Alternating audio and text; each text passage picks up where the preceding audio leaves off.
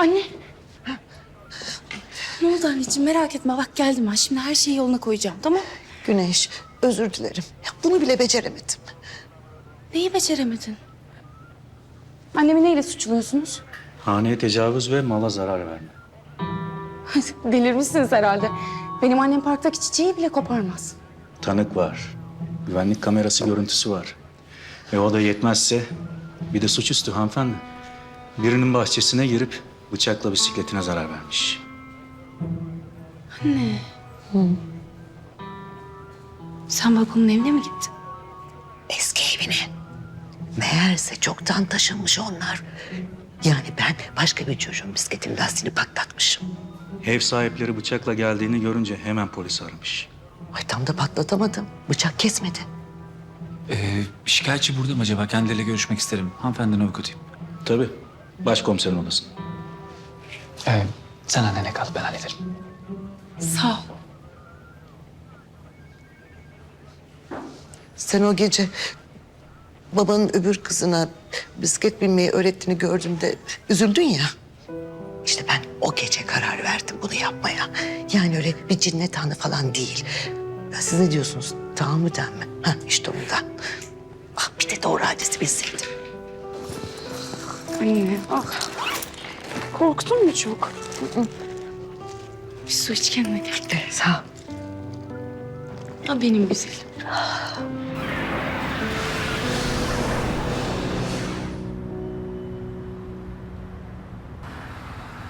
Bisikletin parasını ödeyeceğimizi söylediniz değil mi Alaz Bey?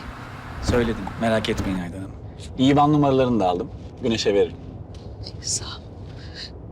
Güneş, şimdi o küçük kız beni elimde bıçakla görünce travma geçirmemiştir değil mi? Hii, yoksa ben istemeden bir çocuğa ruhsal hasar mı verdim ha?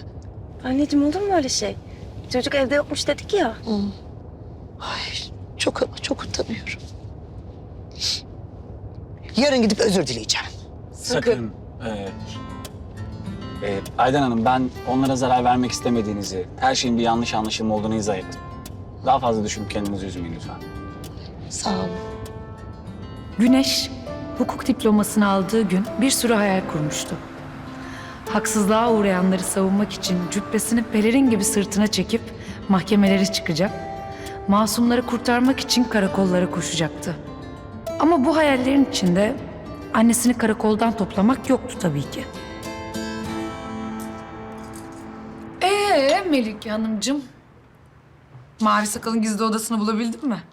Mavi sakal kim be? Ya Masal var ya hani, adam eski karılarını öldürüp arka odaya gömüyor. Çocuklara mı okuyorlar bunu? Tamam Melike'cim, boş ver sen Mavi Sakal'ı falan. Ne oldu? Yiğit'in kusurunu bulabildin mi? Hem öyle evet ya da hayırla cevaplama. Her şeyi anlat. Ve merakımızı yerle bir etme. Siz yemek yemeye gitmiştiniz. Ne? Gittik. Melike de mükemmel erkeği hayal etmiş, bulmuştu da. Ama şimdi talihinin ona eşek şakası yaptığından kuşkulanmaya başlamıştı. Yo, o bu kadar şanslı olamazdı. Kesin bir bit yeniği vardı, kesin. Normal bir zamanda asla ve kat'a gidilemeyecek kadar pahalı ve lüks bir restorana gittik tabii. Bizim Emre ile ilk buluştuğumuz yer. Geberesice, adı batasıca vicdansız köpek demek istiyorum. Adı geçmişken neyse. Oraya gittik. Dicle, aklına gelebilecek menüdeki en pahalı, zaten pahalı yer, en pahalı ne varsa. Soğuklardan 15 tane, ara sıcaklardan kalamar dolması mı istersin, midye tavalar mı istersin, midye dolmalar mı istersin, çiçek dolması mı istersin? Durduramıyorum kendimi, kalamarlar falan. Bu arada tabii bir yandan da Yiğit'e bakıyorum. Senin enişten böyle arkasında yaslanmış. Gayet güzel gülümsüyor. Ya o kaşı kıpırdamadı adamın. Onu söyledim yetmiyormuş gibi bir de böyle en pahalı şey vardır ya böyle tuzda balık kırıyorlar masada falan. Onu söyledim. Bakıyorum gene hiçbir hareket yok. En sonunda hesap geldi. Tabii hani benim cebimde para var ama yine de böyle bir elime attım. Böyle kaşıyla gözüyle beni bir durdurdu. Gene hesabı ödedi. Bahşişini de bıraktı ve kaşı kıpırdamadı. Ne oldu? Melike 0, Yiğit 10. Ben görgüsüz, böyle ne bulursa isteyen açgözlü arkadaş oldum. Yiğit Bey süper kahraman. Pinti olmadığını anlamış olduk böylece. Neyse. Ondan sonra sinemaya gittik. Şimdi bana demişti ya, ben işte böyle sanat sepet filmlerinden hoşlanırım falan. Ben ha diyorum tabii içimden. Ya polissin sen sonuçta, hani vurdulu kırdılı seversin falan. O yüzden bunu böyle bulabileceğim en sanatsal, en festival, en böyle öküzleri böğrüne oturtan filmlerden birini itinayla araştırdım, buldum ve o filme gittik. Adı ne filmin? Ya böyle yaşamın kıyısında, depresif hüzünlerin doruğunda bir paragraflık bir şey hiç hatırlamıyorum. O kadar sıkıcı. Söylerken bile uykum geliyor. Memesiz ve dudaksız bir kadın düşün. Bu böyle dağlara, tepelere doğru yürüyor kadın. Böyle yürüyor, yürüyor, yürüyor, yürüyor. Ondan sonra bir yerde böyle dönüyor bir kameraya bakarken benim artık nasıl içim geçtiyse. Bu arada şunu söyleyeceğim. Siz benim bu hayatta gördüğüm, tanıdığım en kötü arkadaşlarsınız biliyor musunuz? Niye? Ne demek niye? Ayol ben uyurken horluyormuşum. Hiçbiriniz bana bunu söylemediniz. Melike, canım, bebeğim yani biz sen üzülme, ağlama diye söylemedik. Yoksa yıllardır idare ediyoruz biz seni. Sağ ol, Allah razı olsun yani. Neyse. Yani Yiğit 5000, Melike sıfırın altında 5000. Ondan sonra aldım götürdüm bizim Sakar Çaycı'ya. Ya bir dakika. Bu lafını bölmek istiyorum. Ya biz niye hala o çaycıya gidiyoruz ya? Aşkım alışkanlıktan herhalde, ne bileyim ben ya. Neyse gittik. Oturur oturmaz bizim kitabı kaynar çayı sen bunun üstüne bir boca et. Al işte. Ha. Arkadaş, senin bu enişten hiç kılı kıpırdamıyor. Ya dön bir bağır bir şey yap değil mi? Takdir ettim. Aferin. Bak kızlar sizi uyarıyorum. Beni duyuyor musun Setenay? Eğer ben bu Yiğit'e aşık olursam, ondan sonra da terk edilirsem yemin ediyorum bak iflah olmam. Vallahi billahi beni böyle parkta çatalla kazırsınız ondan sonra. Allah korusun. Ya deli olacağım Dicle ya. Arkadaş, güneşte leke var, kusur var, Yiğit'te yok. Aa. Bizim Güneş'e bak sen. Aşkım güneş derken mecazi anlamda söyledim ben. Yok ben bizim Güneş'ten bahsediyorum. Şu yanındaki adam patronu değil mi? Alaz mı ne? Aa. Ay yani Güneş'i eve bırakıyor diyeceğim de Aydan teyze ne alaka? Ay ben şimdi meraktan uyuyamam. Çekelim.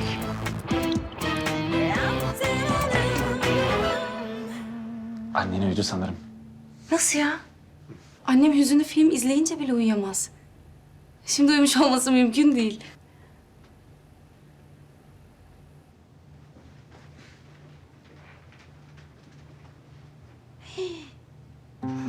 Güzelim. Annem.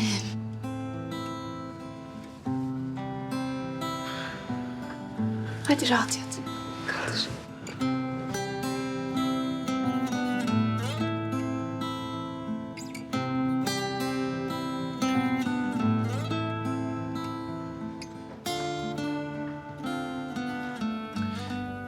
Ağır stres durumlarında olur öyle.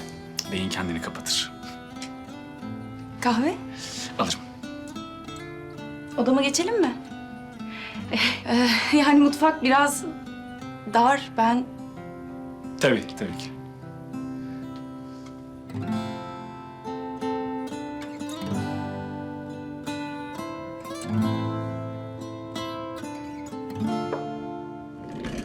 şöyle oturabilirsiniz. Teşekkürler. Ya kusura bakmayın biraz dağınık. Yok hiç sorun değil.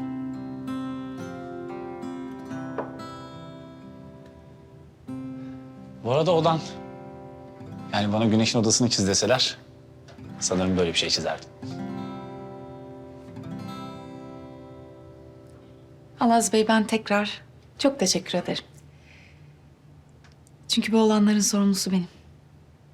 Benim yüzümden oldu. Ben çok küçükken, babam hala bizimle beraberken bisiklet sürmeyi öğrenmeyi çok istiyordum. Babam da bana öğreteceğine dair söz vermişti. Sonra işi çıktı. Sonra gene işi çıktı. Sonra gene işi çıktı. Ve o işler bir türlü bitmedi. Annemle boşanınca da tamamen unuttu. Sonra annem üzüldüğümü görünce kendisi öğretmek istedi. Ama her düştüğümde o kadar panikleyip o kadar üzüldü ki. Ben onun üzülmesini istemedim. Vazgeçtim anne dedim. Ben artık öğrenmek istemiyorum. Dün de ben babamın paylaştığı videoda gördüm. Küçük kızına bisiklet sürmeyi öğretiyordu. Annem de gördü. Ben aslında üzüldüğümü saklamak istemiştim. Sakladım da. Ama tam becerememişim.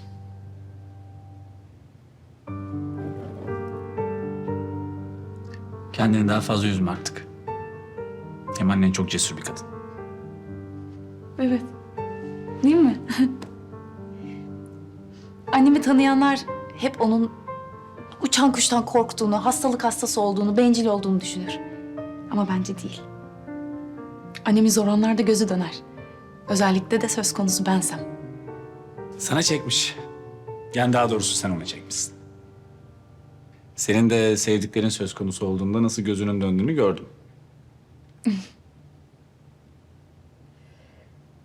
Bir de Meryem konusunda... Bu arada korkmasın diye söylemek istemedim annene ama... bunun artık bir sabıka kaydı var. Ay çok özür dilerim. Buna gülmemeliyim ama sinirlerim bozuldu.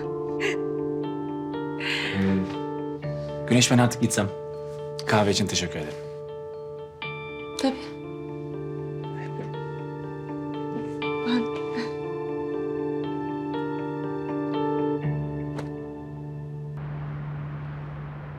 Alaz Bey. Bana bugün bir şey söyleyecektiniz. Ama o telaşede unuttuk. Hatırlamıyorum. Demek ki önemsiz bir şeymiş. İyi akşamlar. İyi akşamlar.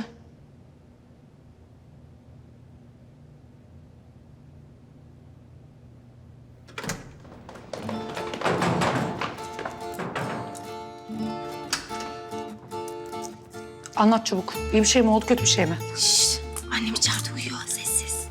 Kesin bir şey olan. Ay çabuk anlat, çabuk şiştik. Tamam. Söyleyeceğim ama ne olur Fikret abla falan duymasın. Tamam, bakın gebertirim sizi duyulursa. Tamam, aşk olsun. Asla ya. Anne. Artık bir sabıkalı. Ne?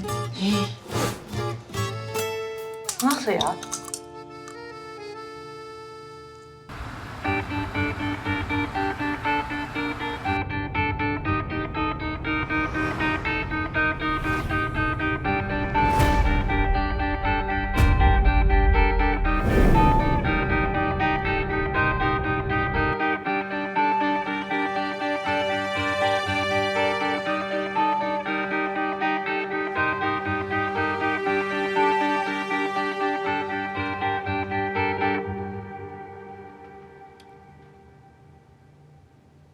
İyi ki varsın.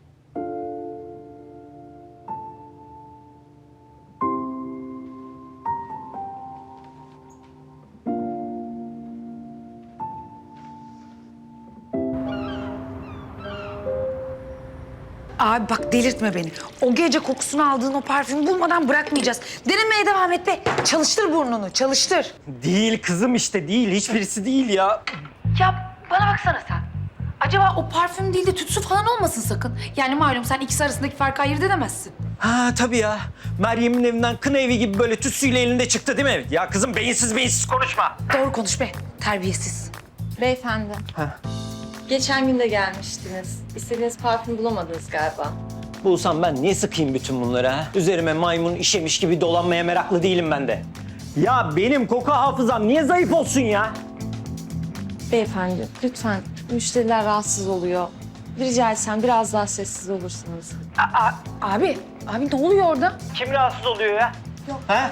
Siz mi beyefendi? Ha? Hanımefendi siz mi? Ya işte yükselme attıracaksın kendini oradan. Bak bulmamız lazım o kokuyu. Abi başka parfümcü bizi almaz anlamıyor musun? Ya dünyayı deniyoruz orada. Olmaz oradan devam etmen gerekiyor. Tamam bitti. Bitti ya. Benim için burada bitti. Ben artık hayatım boyunca limon kolonyasından başka hiçbir şey koklamayacağım. Yeter artık. Bitti.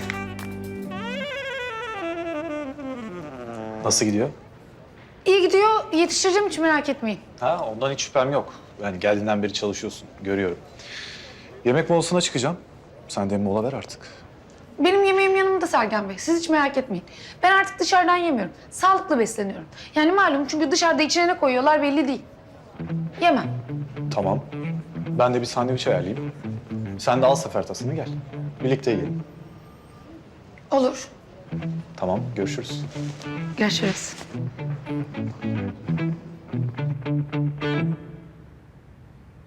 Oktay hoş geldin. Hoş bulduk.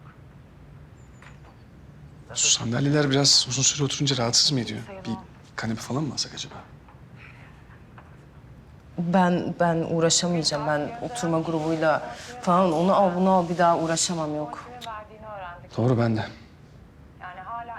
Eskizlere falan bakarız. Bak o olabilir. Bir de şey alırız, bir orta sehpa alırız. Yemek yerken daha kolay olur. Yani Setenay söylemeyeyim diyorum ama...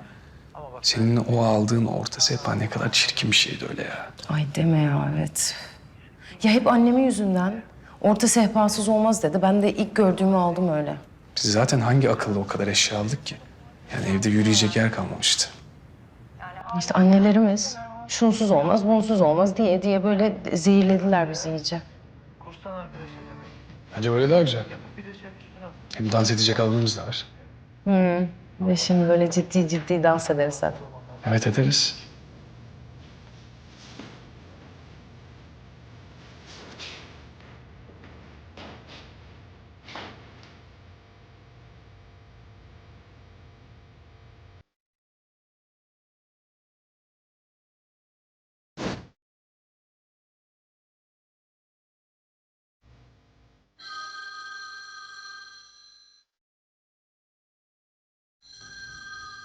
Melike, sinemaya gittiğimi söyledim. Sessiz olduğumu düşünür.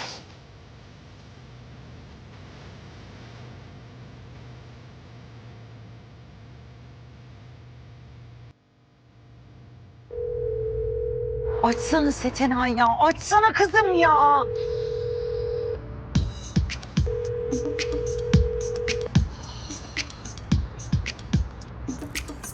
Bir dakika. Evi tutan o iblis yeni sevgilisini getiriyor dedin değil mi güzel kardeşim sen bu eve? Kesin bilgi mi? Vallahi sevgilisi falan diye günahını almayayım ama yani eve bir hanım girip çıkıyor. O kadar söyleyeyim. Vay şerefsiz ya. Ya daha benim kardeşimin, benim Setenay'ımın gözündeki yaş kurumadan sen git yeni sevgili yap. Bir de benim arkadaşımla tuttuğun evlilik evine getir utanmadan. Ya bu erkekler neden bu kadar şerefsiz? Neden? Kusura bakma. Yok anlıyorum ben, anlıyorum.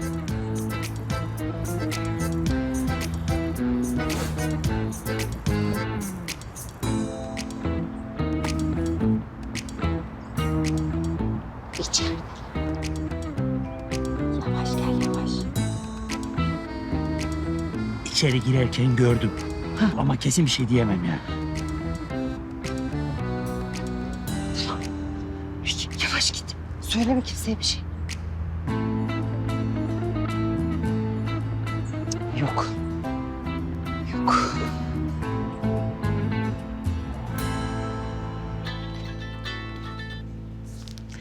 Efendim Melike. Ha Fikret abla. Ne yapıyorsun? Ütü yapıyorum Melike. Tamam bırak şimdi o ütüyü. Beni dinle. Fişten de çek hatta. Tamam söyle hadi. Ha fişten çek çünkü ondan sonra yanlışlıkla ütüyü kulağına falan götürürsün. Bir de onunla uğraşmayalım şimdi yanar falan. Tamam Melike çektim. Söyle. Şimdi sakin ol tamam mı? Sizdeki o tekli koltuğa otur. Oturdum Melike hadi. Oturdun mu? Oturdum. Tamam. Şimdi derin bir nefes al. Kötü bir haber mi vereceksin sen Melike? Ya kötü haber ne ya? Feci, feci.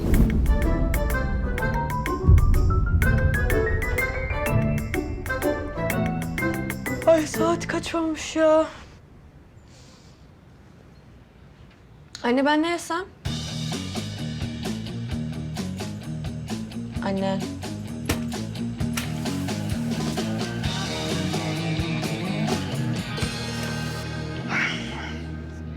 Üf.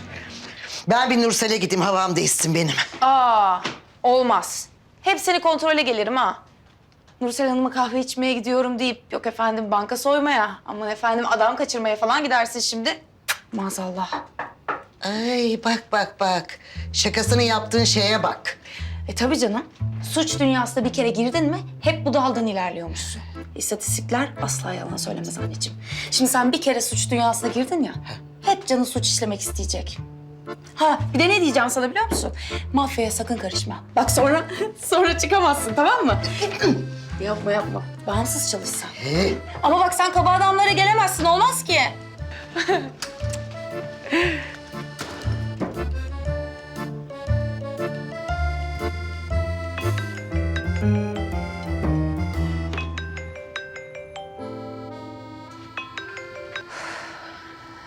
Buyurun Alaz Bey. Aşağı baksana bir. Hangi aşağıya?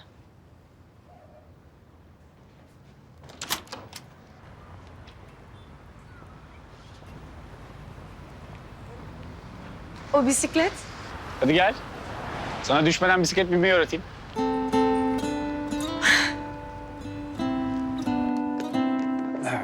Oldu. Sergen Bey içeceğimiz yok. Kuru kuru yenmez ki bunlar. Siz durun. Ben bir koş gidip ayran alacağım. Siz ne içersiniz? Hayran ama sen zahmet etme, ben alırım. Olmaz Sergen Bey. Şu an tam yemek arası.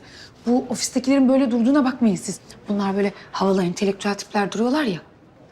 Değiller. Öğle molasında bu masayı görünce hepsi birer kaplana dönüşüyor. Siz patronsunuz şimdi. Masada durun siz. Ağırlığınız var. Sizi kimse kaldırmaya cesaret edemez. Ben durursam kaldırırlar. Siz oturun bekleyin masayı koruyun. Ben hemen geliyorum. Tamam.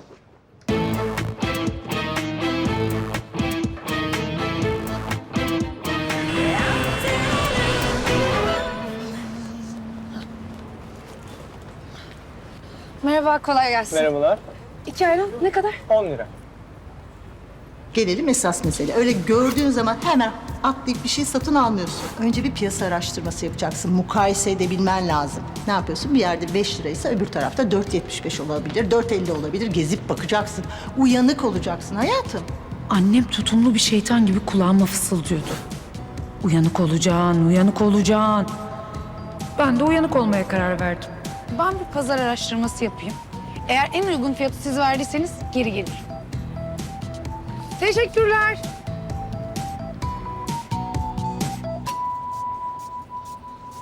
İlk girdiğim yerde fiyat yarıya düşüvermişti. Demek ki annem doğruyu söylüyordu. Daha da düşebilirdi.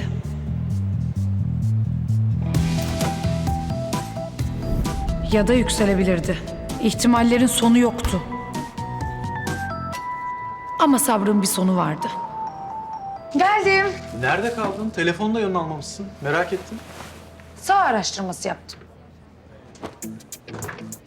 Nasıl yani? Enayi olmamak için Sergen Bey. Ayran fiyatları arasındaki uçuruma inanamazsınız. Çok büyük bir dengesizlik var. Yani bu araştırılmalı. Hatta biz bunu yeni kapak konusu yapmalıyız. O zaman sen bunu yayın kurulu toplantısında söyle. Herkes duysun. Değil mi? Bence öyle. En ucuz ayranlar bunlar mı? Değiller. Ya ben şimdi en ucuz ayranı bulacağım diye market gezdim. Ama o arada en ucuz ayran nerede onu unuttum. Sonra bir daha tek tek geri dönmek de gözümde büyüdü. Şuradaki büfeden aldım. En azından denemişsin.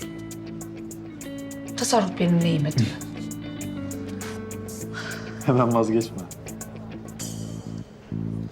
Sen zaman maliyeti hakkında bir şey duydun mu? Yok. Bu en ucuz ayranı ararkenki harcadığın vakti yeni yazı konusu için harcasaydın kat kat daha fazla para kazanırdın. Çok mantıklı. Ben bunu niye düşünmedim? Bundan sonra düşünürsün. Çok yeteneklisin diyeceğim. Ama çok dağınıksın.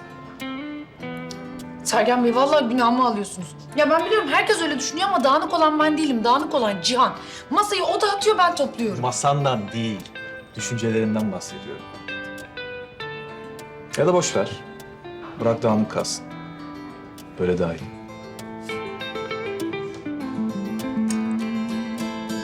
Hiç yere bakmadan tamamen karşıya bakmanı istiyorum, tamam mı? Tamam, deneyeceğim bir dakika. Tamam.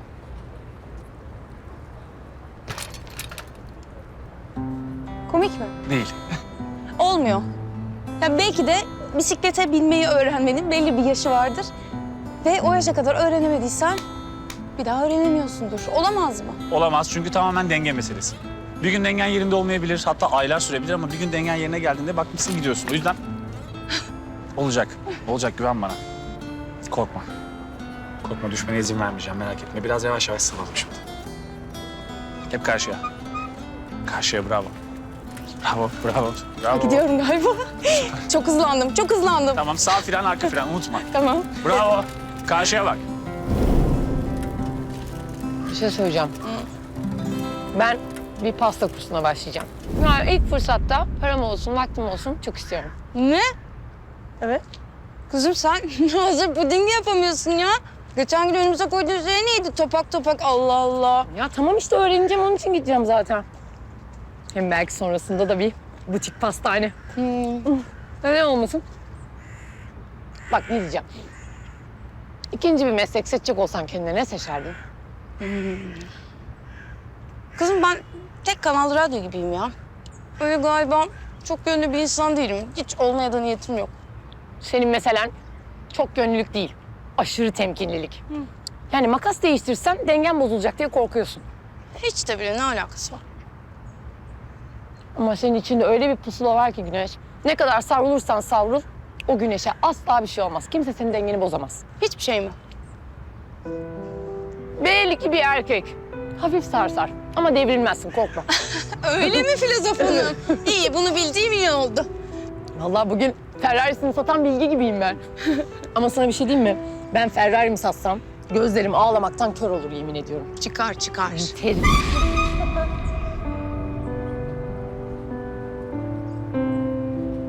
İyi misin? Ben bir an dengemi buldum. Ama sonra kaybettim. Evet. Bir şey diyeceğim, bunu ara ara yapsak ya. Pratik olur. Evet, bence de. Size kim öğretti bisiklete binmeyi? Kimse öğretmedi aslında, kendim öğrendim. Böyle düşe kalka. Hadi ya. Evet ama ilk başladığımda senin kadar iyi değildim. Ya ev sahibi evi kiradan çekince bir yamukluk olduğunu anladım ben. Sonra geldim sordum. Dediler ki Emre boş eve kira ödüyor. Dedim ne alaka yani, niye kira ödeniyor boş eve? Hiç. Anlaşıldı ki Emre bu eve yeni sevgilisini getiriyormuş. Oha!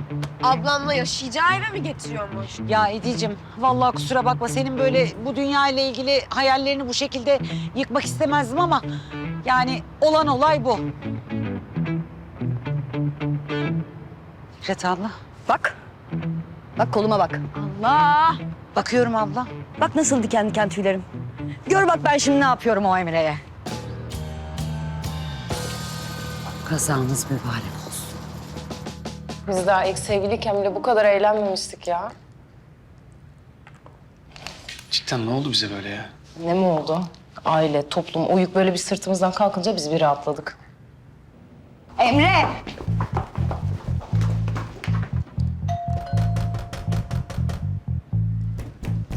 Bir şey mi sipariş ettin? Yo. O zaman yanlış basmışlardır herhalde. Ne oluyor ya?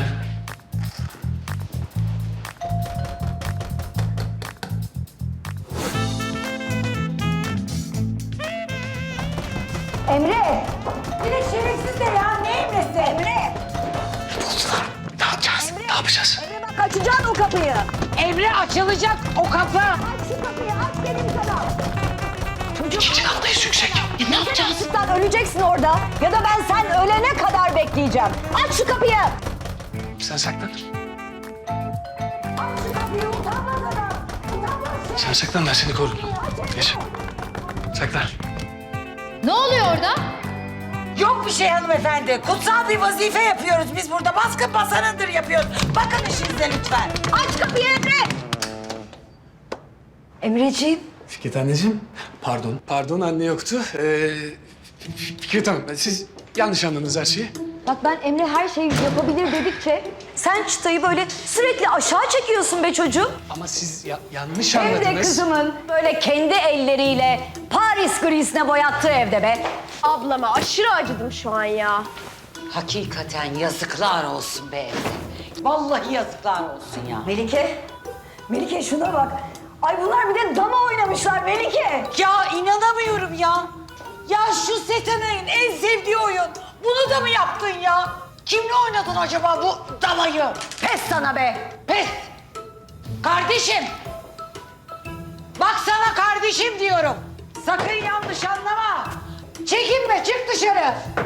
Neredeysen çık dışarı. Bizim öfkemiz sana değil, bizim öfkemiz bu namussuz, bu şerefsiz, bu vicdansız adama. Neden biliyor musun? Çünkü bu adam benim kardeşimi tam da düğün gününde yüzüstü bıraktı. Melike abla niye sus? Parti ha? Eğlendiniz mi? Bu kızımın yıkılan hayalleri için. Bu annenin çalmaya kalktığı o baby doller için. Bu da Paris grisi için. Anne! Anne koş! Geleceğim ben.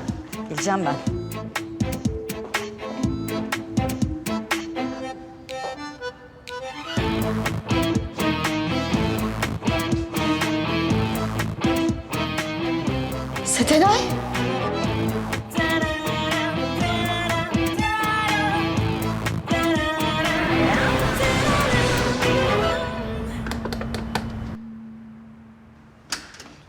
Merhaba Fikret abla. Hoş geldiniz. Hoş bulduk. Setenay odasında. Böyle koridoru geçin. Gurursuzluk sapağından dönün. Yüzüme tükürseler ya Rabbi şükür apartmanı 5. kat. Biz yolu biliyorduk. Ay dedim belki unutmuşsunuzdur. Bazıları neleri unutmuyor ki.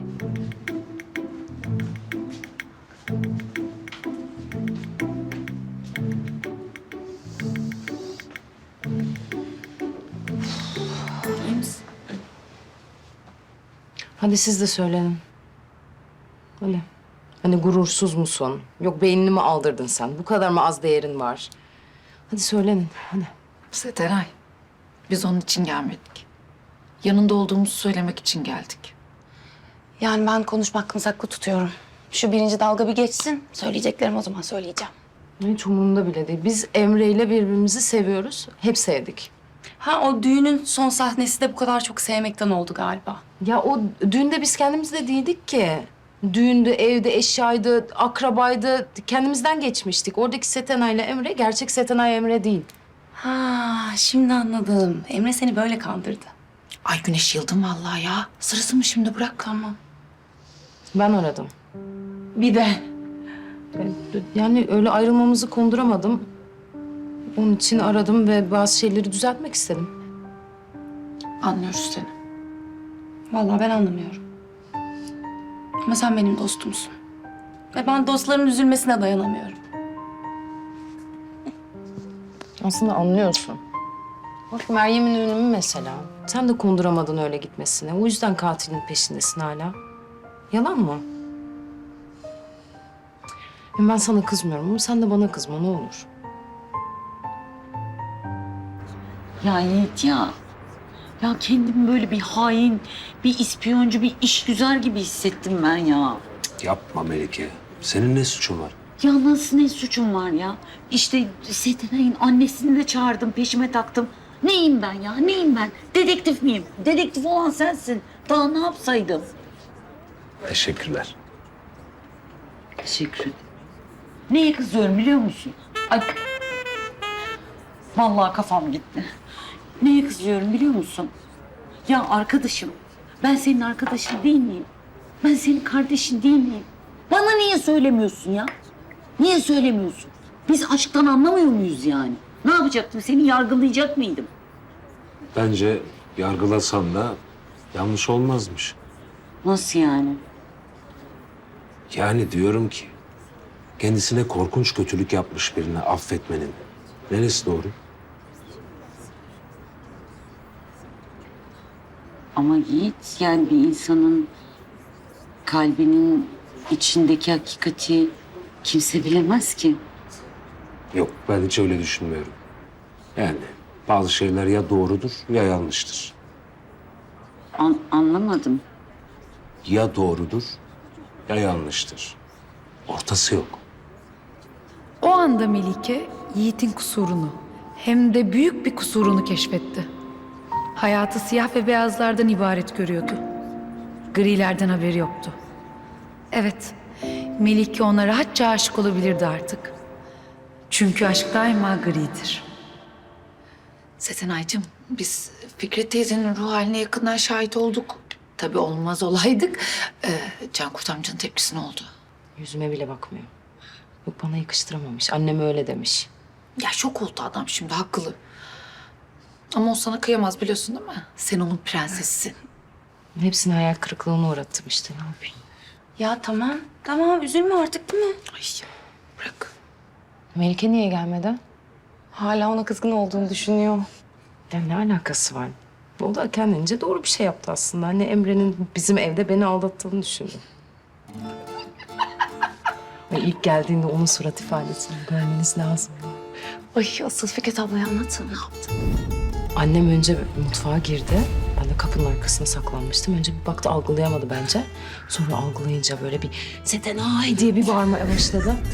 Kulaklarım. Emre de şey diyor. Sen diyor git saklan, ben seni kurtarırım. Sanki bilgisayar oyunundayız. Ay salak ya. Ama en güzeli Melike'ydi. Ne yaptı Allah aşkına? İçeriye girdi. Arkadaşım seninle bir derdim yok. Bir konuşalım falan diye kızla dayanışma konuşması yapacak diyor, aldattığı kızla. Ne diyorsun ya? Çekilin.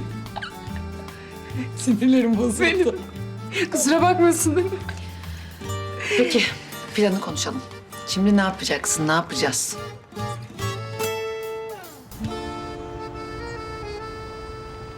Kahvaltıya Beşiktaş'a gidelim mi? Ya bir aydır her pazar Beşiktaş'a gidiyoruz kahvaltıya. Başka bir şey yapsak?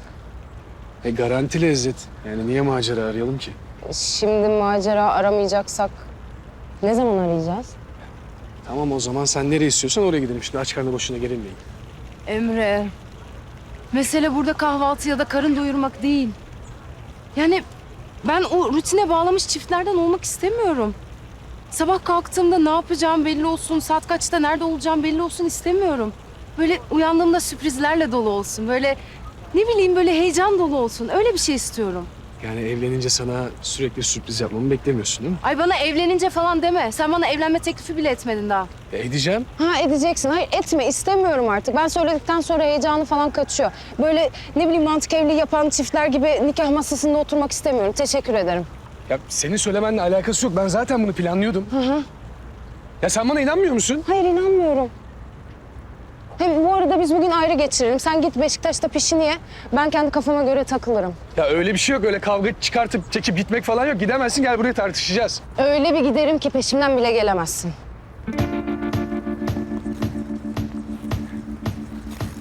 Ya Setenay ne yapıyorsun Allah aşkına? Nereye gidiyorsun? Çok pardon, 10 dakikalığına ihtiyacım var. Acil. Ne yapıyorsun? Kendince bir taktik uyguluyorsun değil mi? Sen buza çıkacaksın, ben kaymayı bilmiyorum diye arkandan gelemeyeceğim. Peki. Çıkmadan bir konuşalım mı?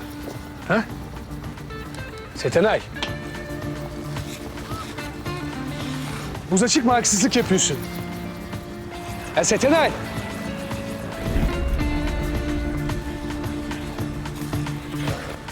Gelemeyeceğimi mi sanıyorsun? Ha? Setenay bak, kayıyorum düşeceğim ha. Vallahi düşeceğim.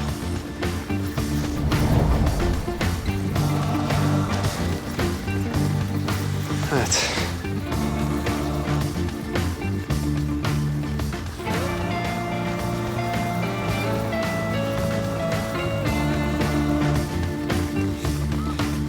Peki, sen bilirsin. Setenay!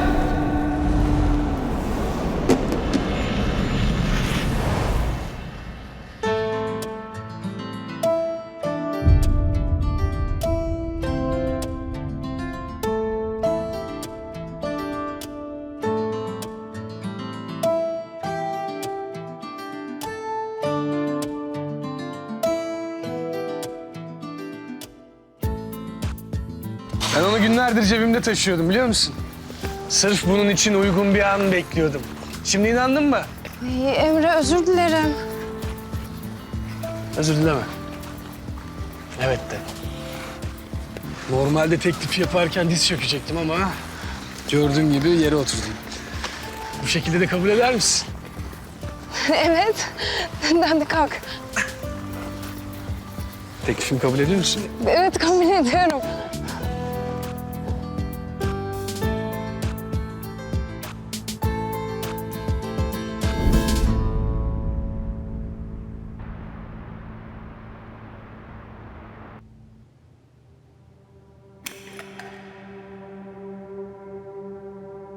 Yani sevinsem mi? Üzülsem mi? Sevinme. Uzak dur o adamdan. Tamam canım, ilişkisi olup olmadığını bilmeden ben zaten aklımdan... İlişkisi var yok meselesi değil. Uzak dur. Neden? Bunu sonra konuşuruz.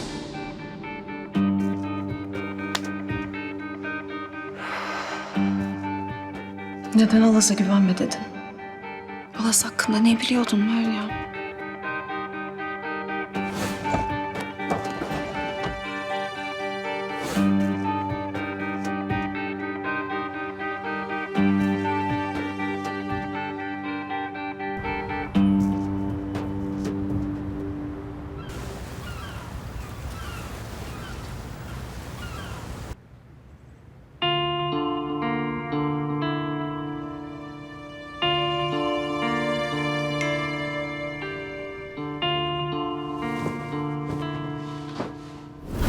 Konsey, geliyorum. Tamam, geliyorum. Tamam, iniyorum.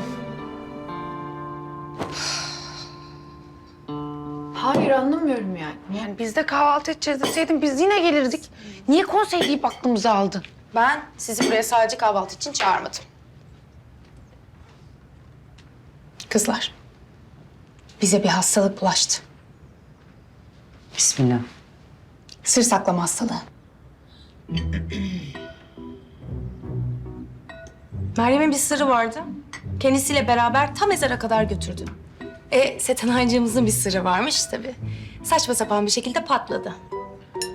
Ya Gülüm, bu arada gerçekten bilseydim ben annenleri çağırır mıydım oraya? Çok özür dilerim. Ben size alıştıra anlatacağım. Yok ya. Bundan sonra yok öyle alıştıra zamanı gelince sonra. Duymak istemiyorum ya. Bu kelimeleri yasaklıyorum ben. Bundan sonra herkes bir sırrı varsa çat diye söyleyecek, tamam mı? Evet Setenay'cığım. Ay.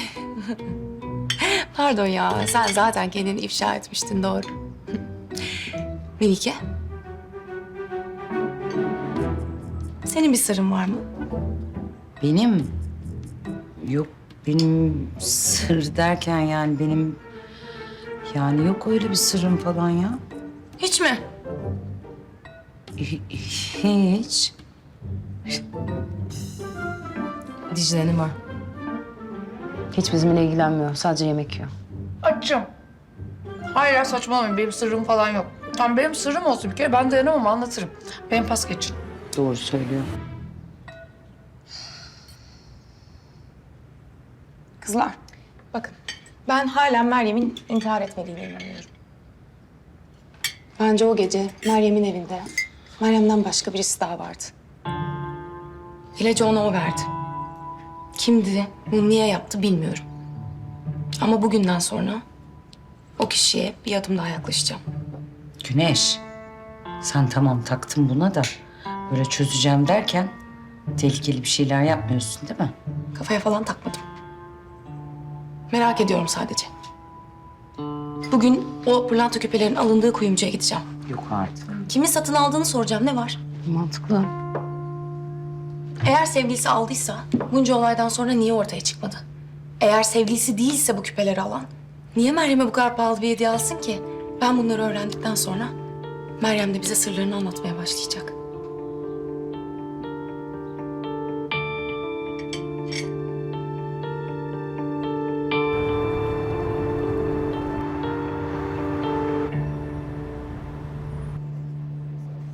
Benim için öğle saati başlamıştır. Hemen gidip böyle bol soğanlı 1,5 Adana yemeliyim.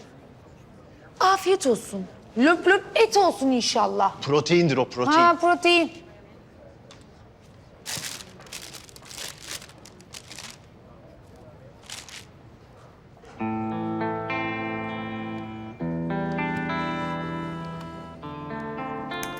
Size sahte nişanlımdan bahsetmiş miydim?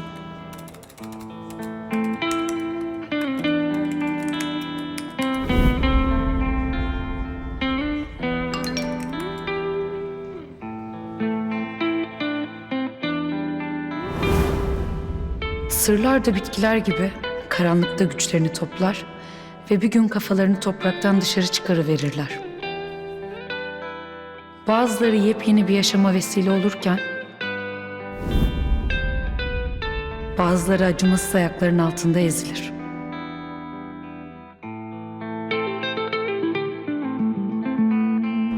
Ve bazı sırlar sarmaşık gibi her yanı kaplar. Mehveş Hanım günaydın. Size mesaj attım ama görmediniz sanırım. Ben bugün ofise bir yarım saat geç kalacağım. Bir yere uğramam gerekiyor. Özel işlerini hafta sonu hallet Güneş. Yani haklısınız biliyorum ama bu çok önemli. Meryem'in küpelerinin alındığı kuyumcuyla konuşmaya gidiyorum. Ne dediğini anlamıyorum. Hangi küpeler?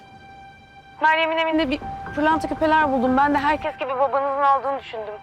Ama değil. Ona başka birisi aldı ve biz eğer kimin olduğunu, kimin aldığını öğrenebilirsek... Bana küpelerden bahsetmemiştin. Evet bahsetmedim çünkü kendim peşine düşmek istedim. Bir gelişme olursa ofise gelince size anlatırım. Eğer benden istediğiniz başka bir şey yoksa ben... Yok. Sana bu kız başımıza iş açacak demiştim. Küpeleri benim aldığımı öğrenmiş mi? Henüz değil. Ama öğrenmek üzere. Ne yapacaksın?